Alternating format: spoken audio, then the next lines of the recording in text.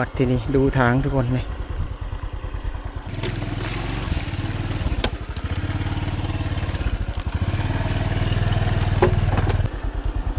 มาฮอดจุดนี้บัดนี้กูจะไปได้ทางเข้าหมู่บ้านที่ถึงเนี่ยบ่แม่นง่ายๆเด้อทุกคนห้วยแบบนี้ถ้าว่าฝนตกนี่น้ำนี่บอกได้เลยว่าไหลแห้งเลยล่ะ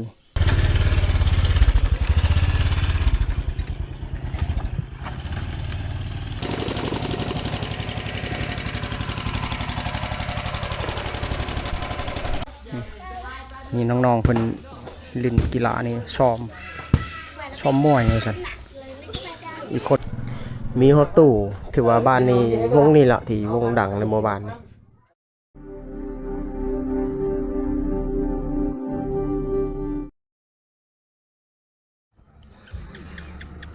สบายดีสวัสดีทุกคนทุกท่านที่เข้ามารับชมเยี่ยมชมคลิปนี้ภาพละนี้อยู่ที่หมู่บ้านแห่งหนึ่งอยู่ในลาวนี่แหละเป็นอีกหนึ่งหมู่บ้านพี่น้องที่มีความเป็นดังเดิมและธรรมชาติค่อนข้างสวยงามเลยตามในภาพตอนนี้นี่จะเป็นภาพที่ค่อนข้างหาเห็นได้ยากถ้าย้อนไปในเมืองต่างๆนี่แต่ว่านี่คือเขตชนบทในลาวอีกจุดหนึ่งเงียบพี่น้องบ้านนี่เข้ามาในช่วงค่ำนะเวลาตอนนี้เดี๋ยวให้ FC สมเวลานี่18 โมงเงียบเป็นพิเศษเลยส่วนไรชาวบ้านเขาไปสวนเขาจะมาบางชั่วโมงเขาไปสวนหมดแล้วเขาจะมาบางชั่วโมงเขาอยู่บ้านมีความแตกต่างกันหลายบ้านนี่เป็นบ้านใหญ่เด้อพิเศษที่เฉลี่ยอย่างให้ FC ได้ชมก็คือบ้านใหญ่และกว้างประมาณร้อยกว่าหลังคาเรือนนี่แหละกว้างแล้วก็เงียบมันจะมีเสียงเพลงบางบ่อนแต่เขาเปิดตู้กันเพราะว่าบ้านนี้มีไฟฟ้าอยู่ดิมีไฟฟ้าอยู่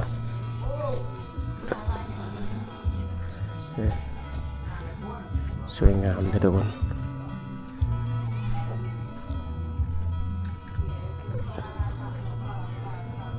ธรรมศาสตร์ค่อนข้างสวยงามโอ้ฝั่งฝุ่นเขาปลูกควายกันนะควายนอนอยู่ในหมู่บ้าน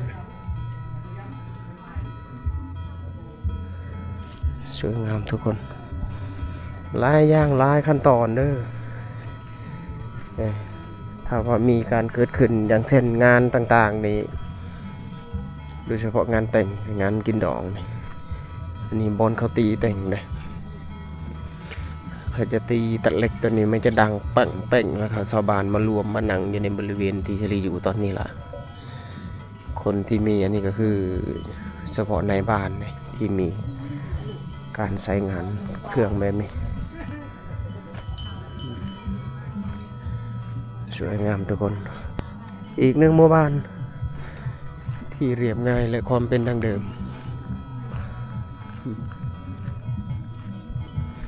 มีความเป็นดั้งเดิม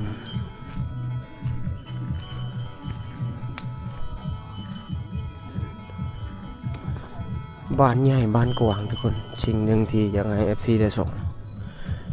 ถ้าว่ามีงานอย่างเช่นที่เฉลี่ยถึงงานแต่งนี่เกิดขึ้นเฉลี่ยก็ท้ายไปหลายเทื่อเลยได้สำหรับบ้านในงานแต่งปีนี้ก็3 เทื่อ 4 เทื่อ 4-5 ครั้งแล้วถ่ายงานแต่ง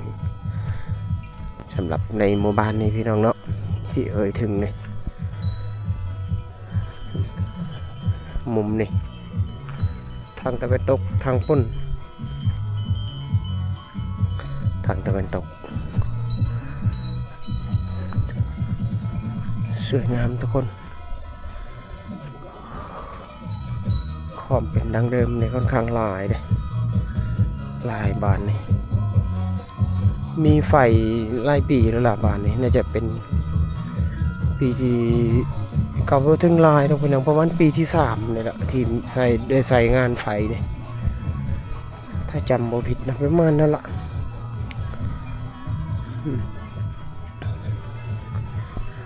มุมนี่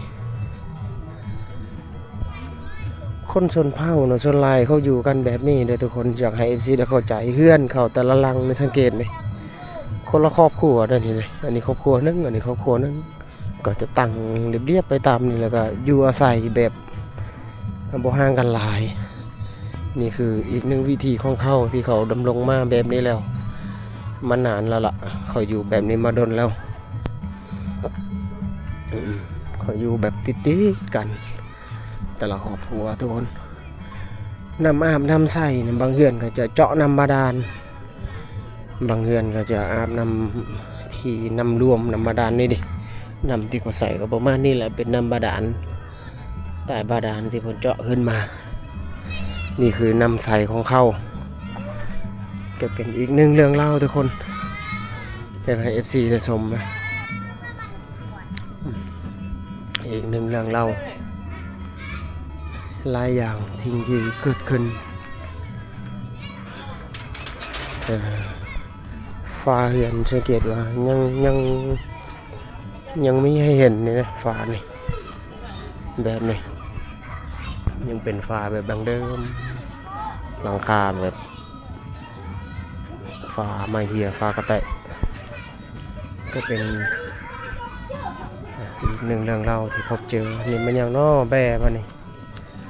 เมื่อบ้านไหลไปคอกคนละสถานที่นอนของคุณกับเด็กน้อยเขาลิ้นกันเสียงแซวๆเลยเด็กน้อยอีกหนึ่งหมู่บ้านพี่น้องชนเผ่าคนที่อยู่ในจุดนี้ก็คือคนชนเผ่าทั้งหมดชนเผ่าโมเมนชนเผ่าอื่นๆนะชนเผ่ามังกรชนเผ่าคายกับชนเผ่าซาลีนี่แหละภาษาแบบเดียวกันแล้วบ่มีคำแตกต่างกันใกล้เคียงกันหลายสำหรับภาษาของเขาจะมีความใกล้เคียงกันหลายสำหรับภาษาใครจะบางพื้นที่ที่จะรีไปเนี่ยก็จะอีกแบบหนึ่งถ้าแบบเป็นเขตนี่เขตเมืองพิณนะบ้านนี่เป็นเขตเมืองพิณแท้จริงกว้างบ้านนี่แต่ว่าสลีถ่ายบางมุมบางอันเพราะว่ามันบ่มีกิจกรรมเที่ยวชมเดินย่างชมให้สีผสมประมาณนี้แหละ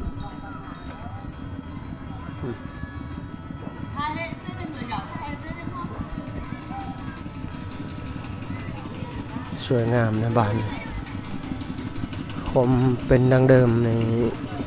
ถ้าว่ามีงานประเพณีบางอย่างเกิดขึ้นก็จะได้เห็นชาวบ้านมาร่วมตัวค่อนข้างเป็นพิธีพามาเบิ่งฟังนี่บัดนี้อันนี้ร้านขายเครื่องในหมู่บ้านมีฮอตเครื่องเสียงจุดที่ชิริยูในร้านขายเครื่องในหมู่บ้านนะแต่ว่าภาพมันจะมืดนะพิเศษในนี้ก็คือจะมีฮอตเครื่องเสียงมีตู้พร้อมนี่มีฮอตตู้ถือว่าบ้านนี้วงนี้ละที่วงดังในหมู่บ้านนี่เดี๋ยวก็รู้จักกับอายเพิ่นอยู่นี่จะเห็นดอกลำโพงนี่อันนั้นนั่นว่าโครงปั๊มตัวนี้นี่จะเป็นดอก15แล้วก็มีแรมอีกได้นี่ระบบเครื่องเสียงพร้อมในหมู่บ้านนี่ก็มีตู้อีกอันนี้น่าจะเป็น เอาดู6ตัวนี้ดอก18แต่ว่าขี้ตมนี่เพิ่นใช้งานน่าจะเป็นช่วงใดช่วงหนึ่งนะที่มีการพรการเต้นนี่ถือว่าเต็มหมดเลยนี่ว้าโธ่วงนี้บัดนี้ผสมผสานตัวอันนี้ห้านขายเครื่องเพิ่นนี่ดิเจ้าของเพิ่นนั่งอยู่นี่แหละนี่เจ้าของขายเครื่องหลายอย่างห้านเล็กๆอยู่ในหมู่บ้านหลักๆเลยจะมีของกินของดื่มนี่น้องๆเขาเข้ามาซื้อเครื่องให้เย็นนี่ทุกคนเอาบ้านนี่เข้ามาในหมู่บ้านจะเห็นหลายอย่างถ้าว่ามีงานแต่งเครื่องเสียงของเพิ่นก็จะได้ออกงานนั่นนี่เลยคือปีนี้ก็ออกงานหลายเถื่อแต่ชลีบ่ได้มีเวลาถ่ายนะเพราะว่าบ้านนี้ก็บ่ห่างกันหลายจากบ้านชลีห่างกันบ่หลายนี่เด้เครื่องเสียงเพิ่น โอ้โหบัดนี้เอ้าภาพลืมมืดแล้วเพราะว่าขับ Được, bớt là được. ดูมุมนี่นี่ไม่เท่าเพิ่นกำลังเฮ็ดอันนี้หน่อไม้อ่ะมีหน่อไม้ได้อันนี้นี่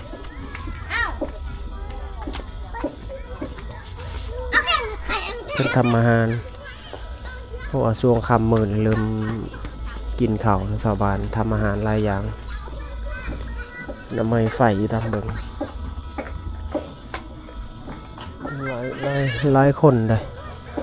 เพราะว่าคำหมื่นนะเขาจะมาบานบางกลุ่มก็ยังอยู่ให้อยู่หน้าบางกลุ่มก็มาบานนี่สังเกตว่าจะนั่งเป็นแถวแบบนี้เลยนะเพราะว่าเวลาพักพรของเพิ่นในช่วงค่ำตอนนี้สลีออกจากหมู่บ้านนี้ก่อนเดี๋ยวพาชมจุดอื่นๆนะบ้านนี้ที่สลีถ่ายนี่ก็คือส่วนหลายบ่มีกิจกรรมเพราะว่ามันจะมาบางช่วงกิจกรรมเกิดขึ้นนี่ต้องใช้เวลาหลายชั่วโมงเลยพี่น้องเพื่อจะได้คลิปหนึ่งนะสิ่งที่เกิดขึ้นในนั้นในจุดนั้นที่จะรีถ่ายนี่ถึงตอนนี้สมจุดอื่นมานี่คลิปนี่ต่อเนื่องตอนนี้ค่อยตัดภาพมาจุดนี้ทางนาก็จะมีเหือมาครับค่อยกำลังจะข้ามไปฝั่งพุ่นนะพี่น้องเด้อไปชมวิถีชีวิตเพราะว่าค่อยมาช่วงล่างนี่นำขึ้นเลยค่อยจะไปอีกหมู่บ้านที่ค่อยตั้งเป้าหมายว่าจะเข้าหมู่บ้านนั้นแต่ว่าไปบ่ได้มาอีกเทื่อนึงบัดนี้มื้อนี้น่าจะไปได้แล้วล่ะเพราะว่านำลงหลายเลยได้สุดก่อนในคลิปถ้าบางท่านเคยจำได้ผู้สลีขึ้นเรืออยู่ฟังฝุ่นได้อันนี้นำลดลงเลยอันนี้เบิ่งในชาวบ้านเพิ่นขึ้นเรือนี่โอ้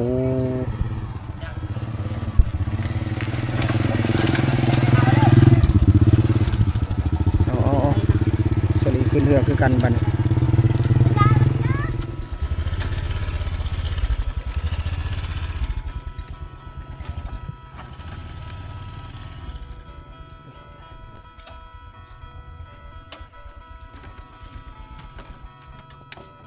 ึ้นแล้วบัดนี้ขึ้นเรือแล้วอีกหนึ่งคลิปเคยสิเก็บภาพให้ FC ได้ชมเพราะว่าการเดินทางมื้อนี้นี่เวลาตอนนี้ยังให้ FC ได้ชมนะเริ่มมืดแล้วล่ะแท้จริงนะเวลาเริ่มมืดแล้วนี่เด้ฮอดเวลาปล่อยคลิปพุ่นละแต่ว่ามื้อนี้อัปเดตให้ FC ได้ชมอีกหนึ่งคลิปเดินทาง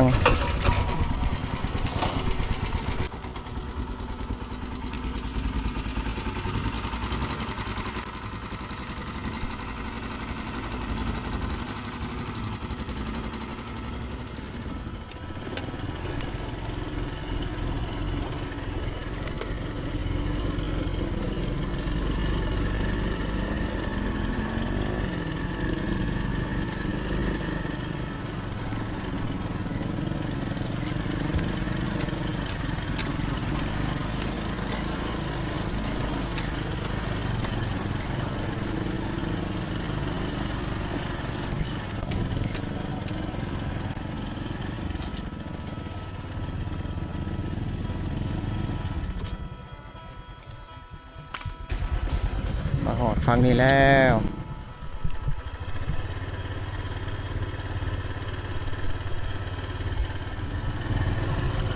เดี๋ยวค่อยข้ามมาหอดฟังนี้เลยได้พี่น้องเป้าหมายในคลิปนี้ก็คือค่อยจะเดินทางไปอีกบ้านหนึ่งเพราะว่าช่วง2-3 มื้อหลังนะเฉลี่ยท้ายแล้วบ้านนี้แต่ว่าเป้าหมายหลักจะข้ามไปบ้านนั่นแต่ว่ามันไปบ่ได้ช่วงนั้นฝนยังตกน้ำแห้งมื้อนี้ก็เลยมีโอกาสนำลงเลยบัดนี้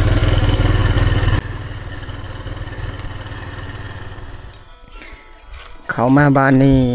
ก่อนสิไปบ้านหนึ่งค่ะเบิ่งฟังนี้ก่อนอันนี้งัวของชาวบ้านนี่เขาเอาสัตว์เลี้ยงมาบ้านนี่เขาเจิญว่าคอกได้พื้นที่ที่จะได้อยู่นี่เจิญว่าคอกได้ขั้นตอนคั่งงัวหรือว่าเอางัวเข้าคอกก่อนสิเอาไปเลี้ยงอีกมือต่อไปนี่มืออื่นก็อีกหนึ่งเรื่องเล่าทุกคนสัตว์เลี้ยงของหมู่บ้านหรือว่าของชาวบ้านที่สปป.ลาวในจุดนี้ในหมู่บ้านแห่งนี้พี่น้องเนาะ บ้านที่เชอรี่อยู่นี่ก็คือบ้านนั้นนาหัวน้ำพี่น้องอยู่ในสายสเขตเราไต่เมืองเซโปนแขวงสวรรณเขตให้ FC เข้าใจไปนำกัน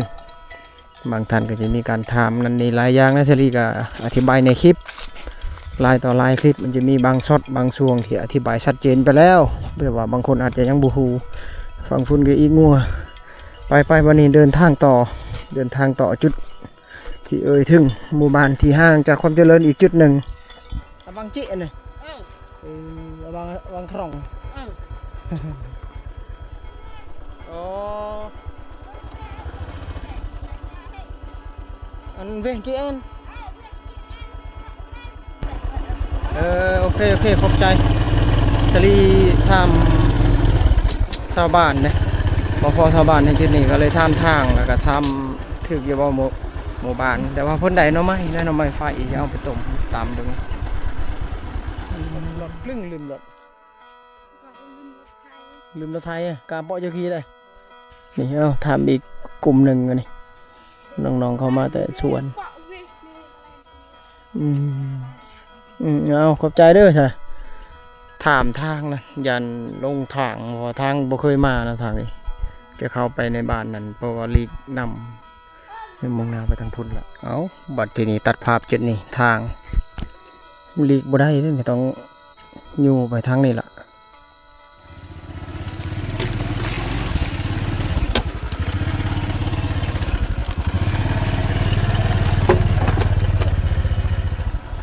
บัดทีนี้ดูทางทุกคนนี่มาฮอดจุดนี้บัดนี้ผู้สิไปได้เนี่ยได้นี่มันมีลำห้วยอยู่ทางหน้าแยกแล้วมีแต่ป่าไผ่นี่โอ้ยสิไปเนี่ยได้บัดนี้มีอีกห้วยหนึ่งทางเข้าหมู่บ้านที่ถึงเนี่ยบ่แม่นง่ายๆเด้อทุกคนห้วยแบบนี้ถ้าว่าฝนตกนี่น้ำนี่บอกได้เลยว่าไหลแห้งเลยล่ะนี่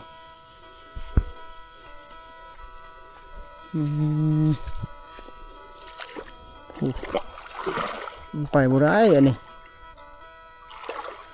ห้วยลึกอีกนำเลยบ่ได้ต้องกลับแล้วล่ะแบบนี้อีกอย่างก็เริ่มค่ำมืดแล้วเวลาเริ่มค่ำมืดเส้นทางนี่ก็ตามที่เห็นนี่แหละเพื่อสิเข้าไปฮอดหมู่บ้านเพราะว่าทางหมู่บ้านอยู่ฝั่งฝุ่นยังอีกหลายกิโลเลยเพื่อสิไปฮอดพ่อไอ้คนหนึ่งโอ้รถคนจะฆ่าคือกันโอ้โธ่เอาสลีมาฮอดจุดนี่แหละกลับได้นี่เลยโอ้โธ่วันนี้พอเพิ่นนี่ดึงยูซอยได้เพื่อสิไปนะเพื่อสิฮอดอันนี้บ่ง่ายได้เห็นว่าซ้ำนี่เอาวันนี้ไปทางเก่านะอยู่ลุ่มมันได้แต่ว่าอันนี้จะเป็นทางนี้ให้ FC ได้ส้มนะงัวนี่หลายโตเลยมันนอนอยู่ในนี้จะเป็นของงัวของชาวบ้านในยามแรงในหมู่บ้านหน้าหัวน้ำพี่น้องได้เก็บภาพส่วนนี้ก่อนสิออกเดินทางกลับเพราะว่าตัดสินใจนั่นแหละไปบ่ได้ก็เลยกลับ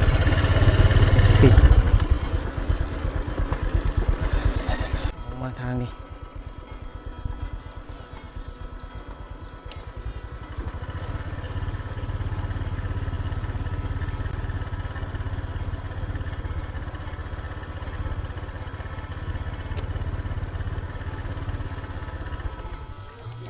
กลับมาในหมู่บ้านตัดสินใจแล้วไปบ่ได้มาอยู่มุมในเขาลินกีฬาในยามแรงเริ่มค่ำมืดเลยกีฬาแบบนี้ยังเกิดขึ้นกิจกรรมเล็กๆในหมู่บ้านเวลานี้มาเห็นในจุดนี้น้องๆเพื่อนเห็นอย่างอันนี้มันมีสัญญาณในจุดนี้เขาเล่นเกมกันเลยโอ้เกมโดยบนสัญญาณนั่นนี่กลุ่มหนึ่งบนสัญญาณโนเอาเจาะนี่น้องๆเพิ่นเล่นกีฬานี่ซ้อมมวยเลยสันอีกคนหนึ่งก็ขึ้นต้นใหม่นะส่วนเช้าๆเขาก็เบิ่งอยู่นั่น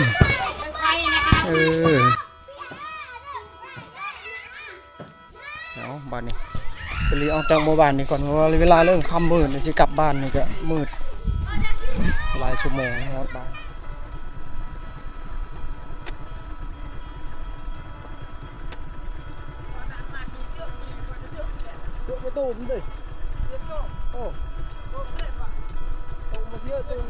เอาบัดนี้ขึ้นเรือได้พี่น้องเรือลำเก่าตอนต้นคลิปนั่นแหละนี่เอาบัดนี้กลับอันนี้ชูนเลยต้นไฟนะต้นนี้บัดนี้เอานี่เรือจักทุกมือเลยได้งานนี่ก็คือมีคนสั่งจร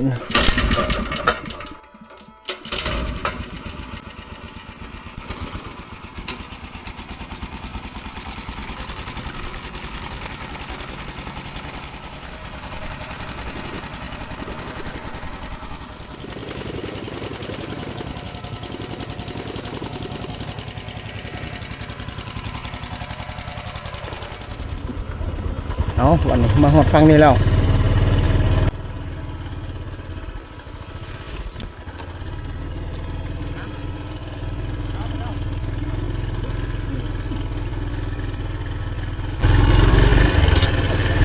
กลับบัดเนี่ย